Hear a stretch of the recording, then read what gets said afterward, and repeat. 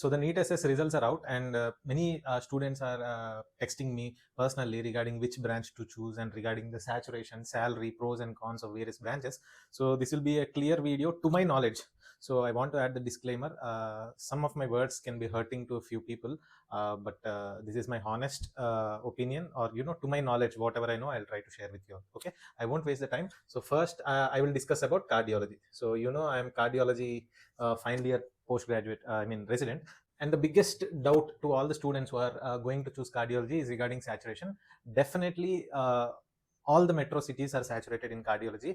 Definitely, there is very high saturation. But you need to realize that once you come out of the metro city, when you go into tier 2 and tier 3 cities, definitely there is very high opportunity in cardiology, because these days we are seeing increasing cardiac disorders, like especially MI in young people, and because of lifestyle and various other factors. So definitely, even if more and more cardiologists are there in metro cities, you have very ample opportunities in tier 2, tier 3 cities. And also the salary is also very good. I mean to say, suppose if you are starting in metro cities, initially the salary will be at the range of 1.5 lakh to 2.5 to 3 lakhs in metro cities. But gradually, once you gain the experience, and first 3 years of after post graduation, like after super specialization, will be a struggle. So once you cross this phase, okay, so once you cross this phase of 3 years, then sky is the limit. You can even cross 10 lakh per month. Okay, so I know even cardiologists earning 1 crore, 3 crore, 5 crore per month. But see, I am not talking about the outliers. Okay, most of the students, we come from humble background, middle class families. So see, definitely there is good earning potential. Even though there is saturation, that is not a big issue, because the patients are increasing, and India has vast, very high amount of middle-aged population with with this dirty lifestyles which is going on, obviously will lead to many cardiac disorders. Okay, please don't get me wrong. I am telling the reality. Some common people who watch these videos may think like these doctors are selfish. They are saying they'll get more patients by because of lifestyle, and they are feeling happy because they are getting more patients. So see, I am telling from all the students perspective. Okay, how the students think.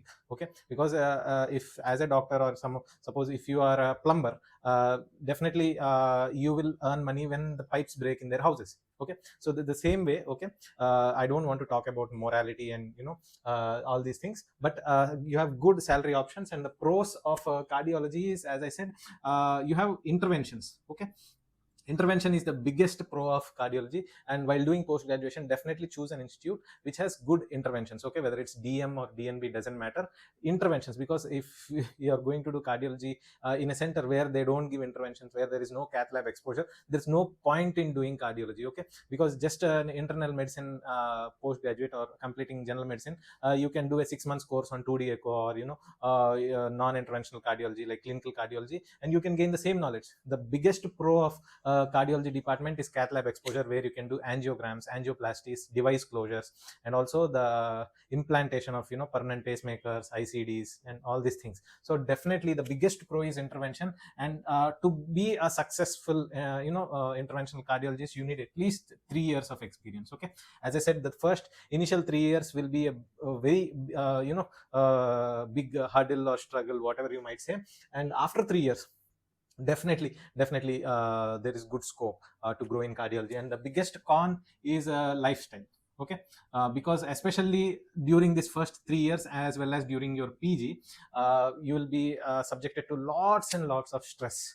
Okay, definitely it depends on the institute also. I know few institutes which has very less stressful, but even my institute which I do, even though the work is there, we are treated very nicely, and we work under very good environment, and we are getting a good hands-on. Okay, so lifestyle, see, any branch while you choose, remember this word. Okay, so after a few years, you should be ready to work in an ICU midnight at 3 a.m. Okay, if you are happy to work in an ICU at midnight 3 a.m., whatever the branch you like, choose that branch. Okay, so you should, in simple words, I want to say, there should not be any regret after 3 to 5 years, because we have many thoughts and aspirations right now, but once we join the department, the branch will be for life. Okay, so the lifestyle is the biggest con. And also you'll be exposed to lots of radiation. Okay, so definitely radiation damage will be there, because the first time when I was exposed to cath lab, I did my complete blood picture CBP, and I had neutropenia the first week because of radiation. So neutropenia was there, and later I checked like what's the problem, and then it came to normal. Okay, so this is just a small example I'm giving, but there are lots and lots of side effects of radiation, which we get exposed to the cardiologist.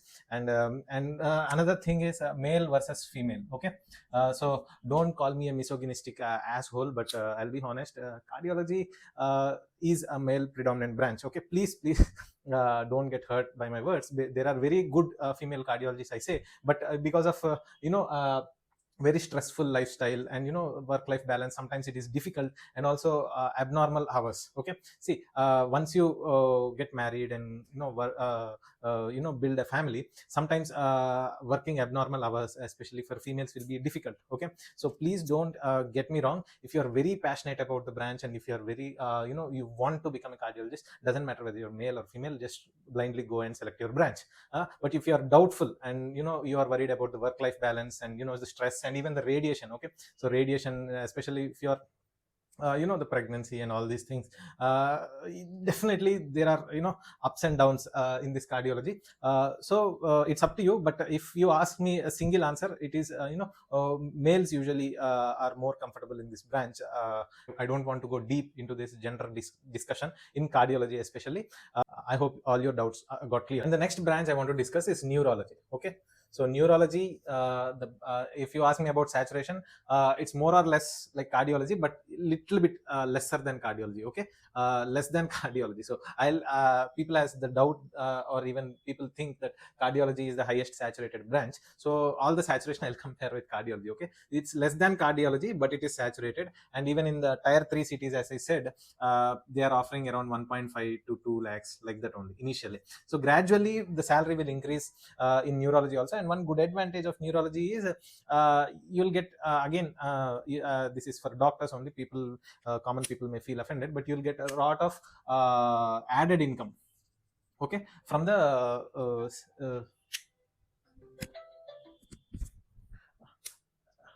you from the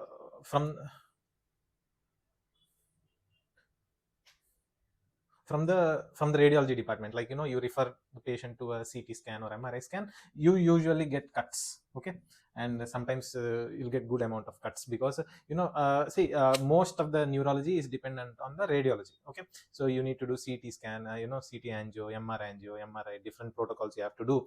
And definitely there are this is one of the biggest pro, because without intervention you can get added income. And another thing is, if you want intervention also in neurology, definitely there is intervention.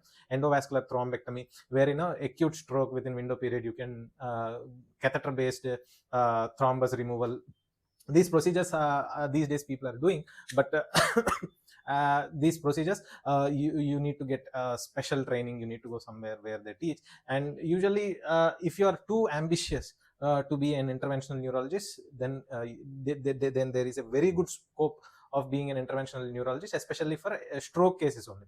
Okay, and I don't know, new recently the deep brain stimulation and all these latest equipment, or the latest treatment modalities are coming for Parkinsonism, Alzheimer's, and other movement disorders. So definitely these are all the pros of neurology. And if you ask me the con of neurology from the cardiologist perspective, see, what happens is, in cardiology usually the patient will recover and will go home most of the times. Okay, if they come within good window period, we treat them. When we thrombolize, or we put a stent, and we send them home. But neurology, what happens is, initially or immediately after the treatment, most of the patient, they won't have complete recovery. Suppose they come with an acute stroke, and the hemiplegia won't get recovered immediately. Sometimes it will take 4 months, 6 months, 1 year, or sometimes they will be hemiplegic for life.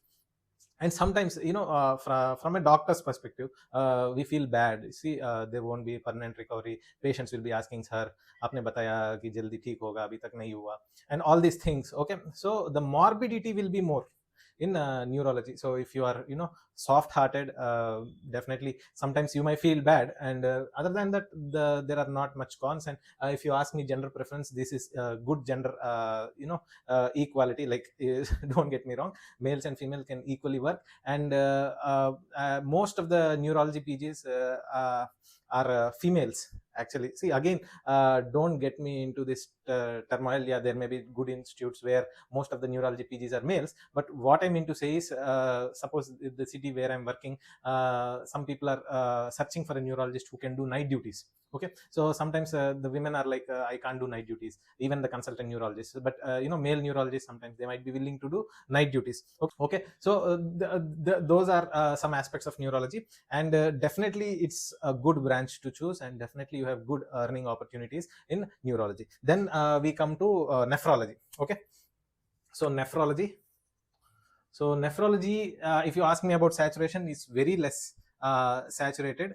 Even in metros also you have some good opportunities. But see, the thing about nephrology is, the most of the nephrology practice is like general medicine practice only. Even what you study, most of it will be from the Harrison. Like it's like revising Harrison in much deeper perspective. Okay, don't get me wrong, but there are very good opportunities in nephrology, and your bread and butter will be this thing, dialysis. Okay, so dialysis, and also the patient load in nephrology is increasing day by day because of all the chronic disorders. Because of diabetes, people land up in CKD, and also the good amount of money is there in nephrology through referrals. Okay, suppose a patient will get admitted under general surgery or general medicine, and they might have creatinine 1.5, 1.6 borderline. Definitely, as per the guideline or protocol, you need to call a nephrologist. Okay, so nephrologist will come, he'll do ultrasound, and he'll do some other necessary tests, and he will prescribe the medication. So definitely the creatinine is increasing in many patients, and he also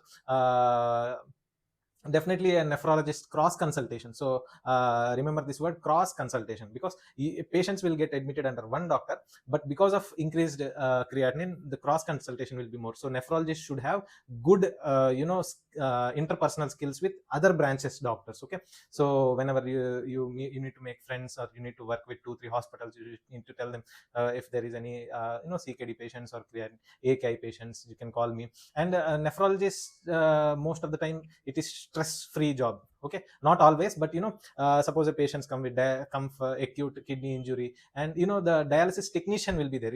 If your dialysis technician is properly trained, you can convey everything over phone. Okay, you don't even need to go. You can tell based on the creatinine levels, and based on his urine output, ABG, and all these things, you can set a relevant settings in the dialysis machine. You can advise them, itna karo, itna heparin de do, all these things. Okay, so I don't know much about nephrology, how they deal with the dialysis machines, but definitely the dialysis aspect, and the lifestyle aspect also. So if you ask me about lifestyle aspect, it is not much stressful, and there are good government opportunities also, where there are many medical colleges. If you ask me, all the medical colleges, people actually are not joining in the assistant professor posts, because in government institute the salary is very less.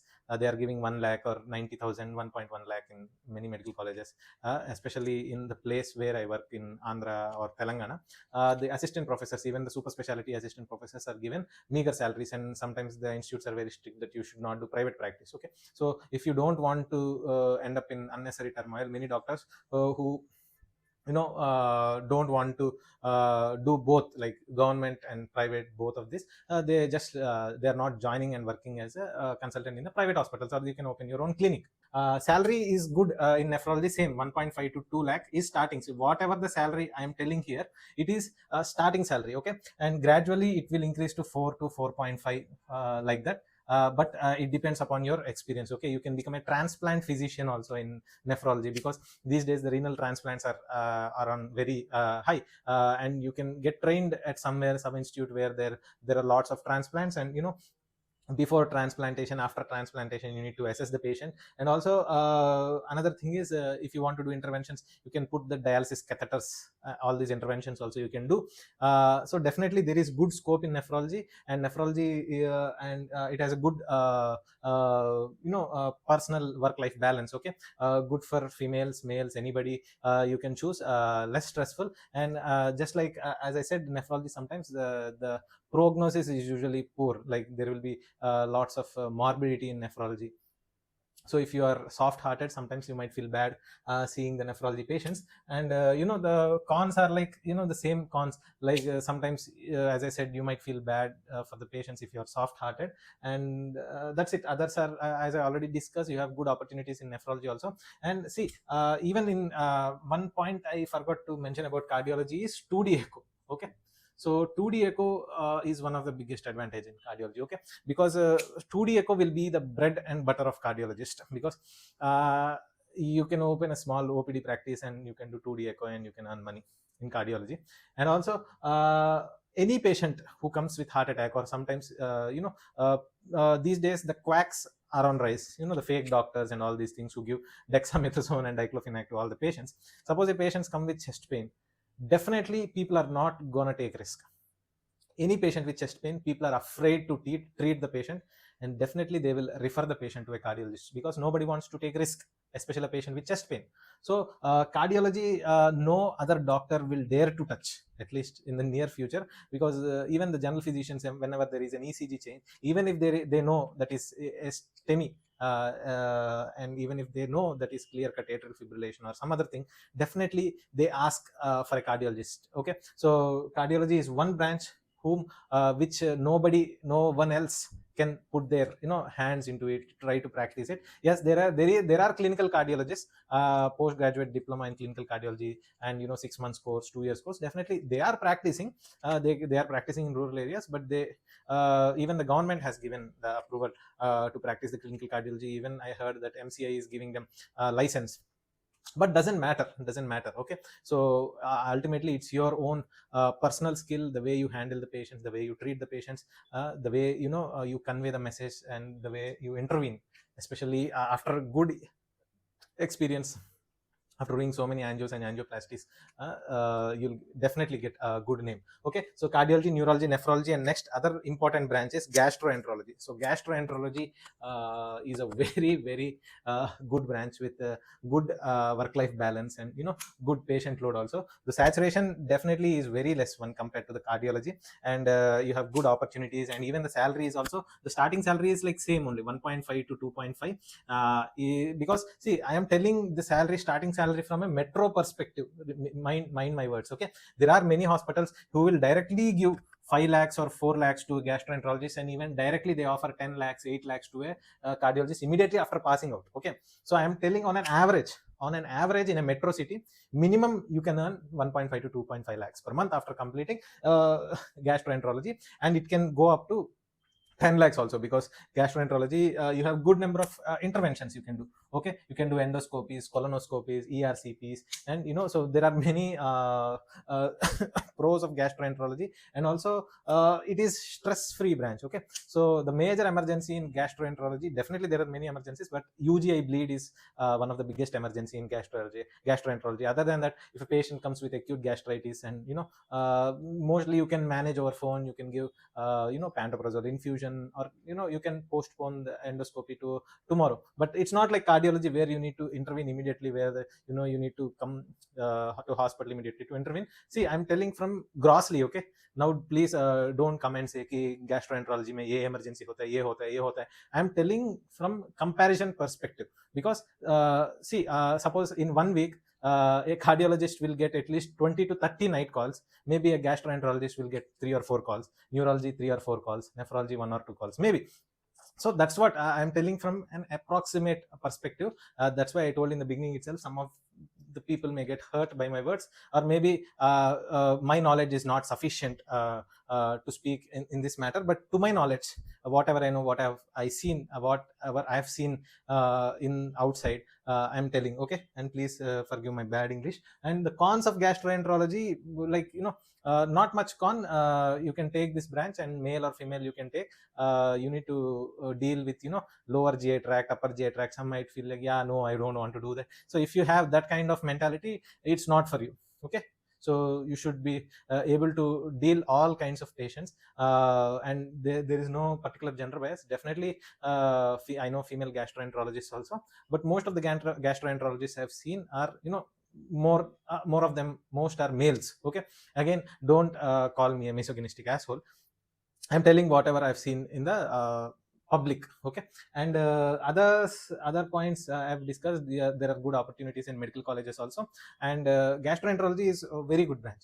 And next, if are there any points I'm missing in gastroenterology? I don't think so. Okay. Gastroenterology actually is a very good balanced interventional branch, because see, if you want to get interventions and a balanced lifestyle, definitely gastro is a very good branch. Because in cardio, what happens is you have lots of intervention, but lots of stress is there. In gastro is you have intervention, but stress will be less, because endoscopy and colonoscopy are not, very serious procedures. Like, you cannot compare endoscopy with the angioplasty or angiogram even, because even in angiogram there is mortality chances, and even in endoscopy also there are chances of perforation and mortality. But provided comparatively, compared to the other branches, the mortality is very less during the interventions, and you have very good work life balance. Okay. And next branch I want to talk, the major branch is medical oncology. Okay. So medical oncology. So oncology, you deal with cancer patients, and saturation is less, to be honest. But see, not all hospitals are taking oncologists. Okay. So suppose if you take Hyderabad, all the big hospitals, they will take an oncologist. But suppose a small hospital who is slowly building up, they will take general physician, or initially they will take neurologist. Even initial, after that they will take cardiologist. Slowly, they will take oncologist, because whenever a patient has cancer, sorry to say, but they will always prefer to go to a big cancer care hospital, like hospital which is separate, which has separate cancer. See, I'm again telling this from my personal experience in the society, because I go to a tier 2 tier 3 city, where they are ready to take cardiologist, even neurologist and gastroenterologist, but they are not ready to take an oncologist. The reason, because if any patient has any breast lump or anything, yeah, initially they will get checked by a general physician, but immediately they will go to a metro city. Suppose to get a gastroenterology endoscopy done, people are not going into the metro cities, they are doing it there, then and there itself, in a tier 2 tier 3 cities. Even CT MRI scan also, in every tier 2 tier 3 city now the CT scan and MRI scan came. But definitely, if there is any oncology problem, the people are always in thought process of going to the metro cities. And I know even cardiology also, people are not coming to metro cities, where primary angioplasties and coronary angiograms, like diagnostic procedures, and even echo, they get then and there itself done in tier 2 tier 3 cities, and maybe sometimes for intervention they may come to tier 3 cities. But oncology patients, most of the time, they come to tier 3 cities. That is the reason I said, sometimes in tier 3 cities, it is slowly getting saturated. And for the people to work in tier 2 cities, or tier 3 cities, the hospital should be ready to take oncology patients. Okay. So oncology, even the medications for oncology treatment, all the monoclonal antibodies, or anti-cancer chemotherapy drugs, they are not always available in tier 2 tier 3 cities. Sometimes even they are difficult in tier 1 cities, where they need to bring medications from Delhi or Bombay. Sometimes it happens. Okay. That is actually, I can say it as a con of medical oncology. And another con of medical oncology is, like, you should be mentally strong. Okay. You'll be seeing 3-year-old 4-year-old baby with cancer, and you need to control your emotions. You'll see people dying in front of your eyes, and you'll see the family breakdown in front of your eyes. Sometimes it is very painful. That is the biggest con of medical oncology, if you ask me, because I don't like medical oncology personally, because all this see cardiology, again, every time I come to cardiology, because I am doing cardiology. Okay. Cardiology is like make or break. Okay. Yeah, patient come very sick, and we make him 99% of the times we save them and send them home. At least from the deathbed we bring them out. Almost sometimes they will have another 15-20 normal years of life. Okay. But these days, even the oncology is slowly evolving. There are many cancers for which there is permanent cure. Yes, for breast cancer, and also even hematological cancers and all these things. Early stages, if we detect, definitely there is permanent cure. But most of the times cancers, they come at a late stage. Okay. That is a little bit worrisome. And lifestyle, definitely there is no emergencies, much emergencies in medical oncology, everybody know it. the pros of medical oncology is definitely the patients are increasing because of the lifestyle and all these aspects. Cancer patients are increasing, and definitely, and again, please don't get me wrong, for the common people who are watching this video, because of the lifestyle, cancer patients are increasing, and that is benefiting maybe the oncologist, but that doesn't mean that we want you to get sick. Okay, so I'm telling the reality. Okay, and the salary is also same. It will start from 1.5 to 2, gradually it will increase, and maximum 4. More than 4 it's difficult, even in the metro cities, because there is no intervention, or there is no added benefit. Maybe I am wrong, because any interventional procedures might come in medical oncology, but as of now it is stress free. But with emotional intensity will be more in medical oncology, and saturation is less, and others like females, males, anybody can take. It doesn't see, some females are emotionally, they can't see children suffering. For them, I don't think you'll get depressed, because suppose the same word I said in the beginning of this video, after 3 years, midnight 3 a.m., if you're ready to work, and some 2-year-old comes with some big lump and about to die, if you are not regretting your choice, and maybe you will have sleepless nights, you can't take the pain, sometimes you may feel more empathetic towards the patients. It will affect you mentally, definitely it will affect. Even being a cardiology a resident, sometimes I get affected mentally when they see the patients with whom I spoke one day before dying in front of my eyes. So that is common for all the branches, to be honest, but still, in medical oncology is more painful. Okay, and last branch in this aspect I want to discuss is critical care.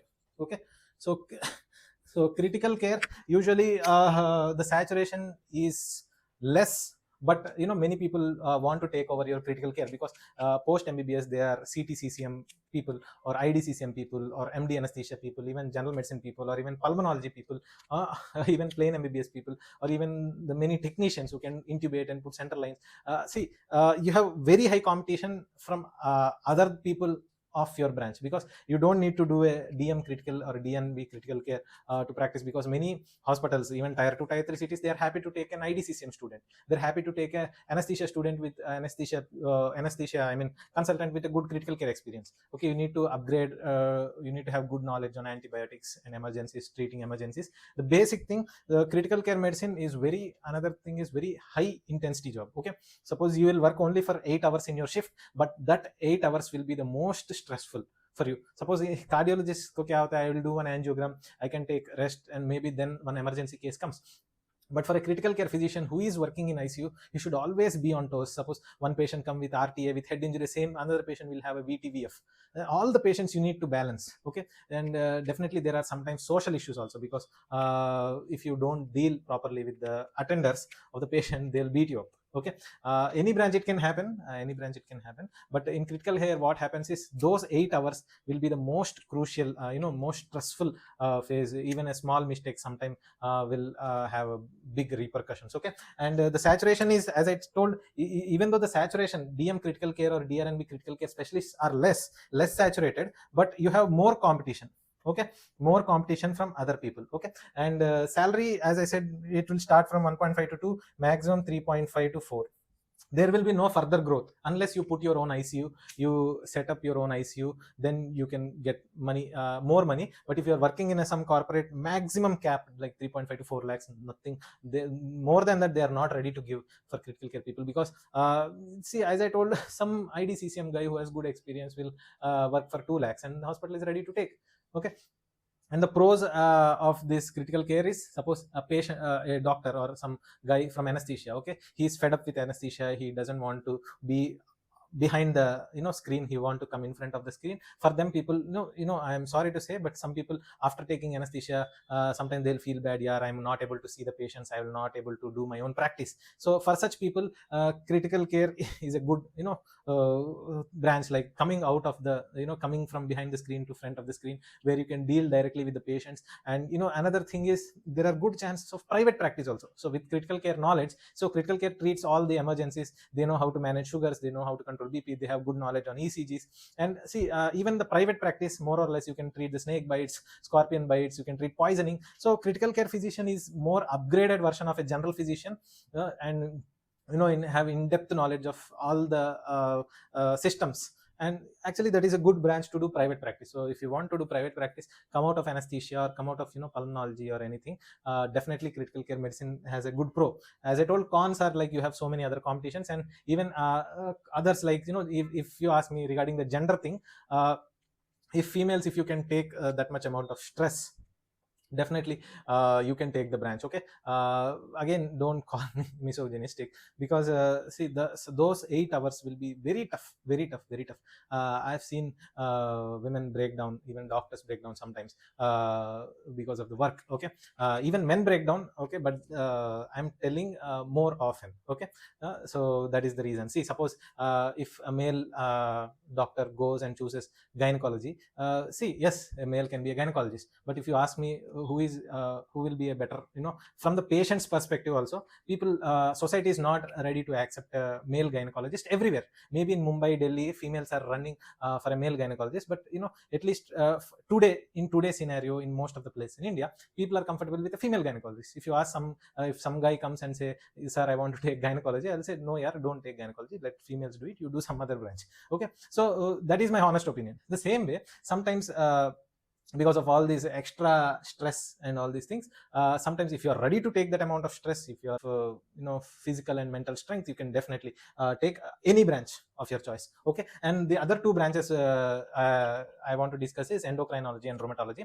Endocrinology, mostly you'll be dealing with all the hormonal problems, and you have very high competition from general physicians. Okay, thyroid, and mostly endocrinologists deal with thyroid and diabetes. Okay, mostly I'll telling. Okay, definitely you'll be dealing with other hormonal problems like hirsutism, or some testosterone up and down, estrogen, these PCOD, or all these things. But definitely your bread and butter most of the times, at least in your starting phases, will be diabetes and thyroid. Okay, and it is difficult. Okay, it is difficult, definitely, at least in today's scenario. Being an endocrinologist, building your practice will take time. Salary is same, 1.5 to 2 lakhs it will be starting. See, all the salaries I'm telling, 1.5 to 2, 1.5 to 2.5, because that will be the initial salary. But suppose for branches like cardiology, you can go to 10 lakhs, 1 crore also. And even for neurology also, you can go till 10 lakhs based on your references and all these things. But nephrology, sometimes it will be capped.